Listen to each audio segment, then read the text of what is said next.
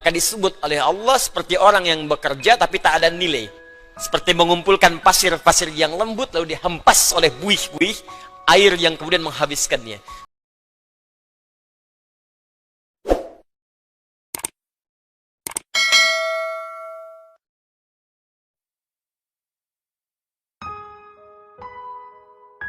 Salat itu ibadah.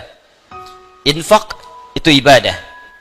Tapi ada orang yang bahkan dicela oleh Allah ketika salat, tidak dianggap ketika infak. Siapa mereka? Yaitu orang yang tidak meniatkan ibadahnya untuk ibadah. Fawailul lil musallin, celaka orang salat. Anda bayangkan, orang salat ada yang dinilai celaka, apalagi yang tidak salat. Tapi siapa yang salat dan celaka ini? Alladzina hum an salatihim sahun, yaitu orang yang lalai dalam salatnya. Lalai yang dimaksudkan apa? Apakah lalai ini lupa rakaat? Apakah lalai ini melambat-lambatkan salat? Ternyata definisi lalai yang pertama yang disebutkan di ayat ini, teruskan ayatnya, alladzina hum yuraun. Pertama yang lalai dalam niatnya. Lalai dalam niatnya.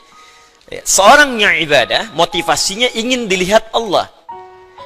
Ini yang paling pertama dari niat. Ketika seorang ibadah, maka keinginannya dilihat oleh Allah. Itu yang disebut dengan ihsan namanya. Hadis Muslim, nomor hadis yang ke-8.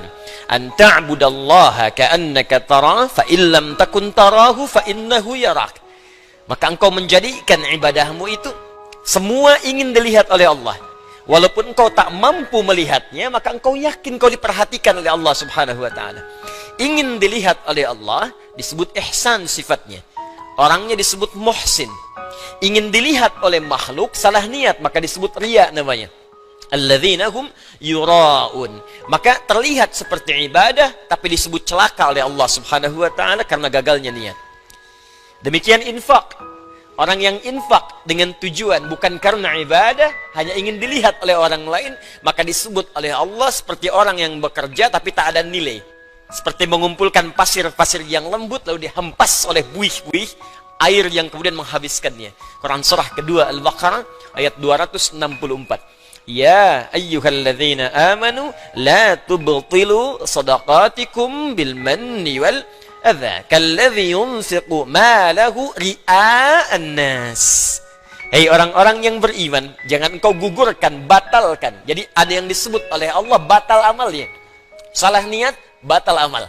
Dikerjakan tapi tak punya nilai. Kayak orang kerja nggak punya gaji. Orang kerja tak dapat upah. Orang ibadah tak dapat pahala. Dan disebut oleh Allah batal amalnya. Seperti orang infak yang mengerjakan infaknya disertai dengan perbuatan yang merusak. Apa diantaranya? Orang infak yang riya ingin dilihat oleh orang lain. Demikian hal pertama yang kita kerjakan dalam setiap aktivitas. Niatkan semua pekerjaan kita karena Allah Subhanahu wa ta'ala. Termasuk dalam mengikuti ta'lim yang kita hadirkan pada malam hari ini. Dengan niat yang ikhlas, maka sempurna ilmu akan diberikan kepada kita. Dan dengan niat yang ikhlas karena Allah, tingkatkan takwa kepada Allah, maka akan dipermudah kita untuk menangkap dan mengamalkan pengetahuan yang kita pelajari.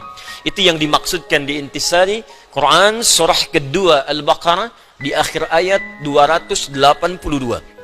Wattaqullah wa yu'allimukumullah. Tingkatkan takwamu kepada Allah. Awal meningkatkan takwa kepada Allah, memperbaiki niat.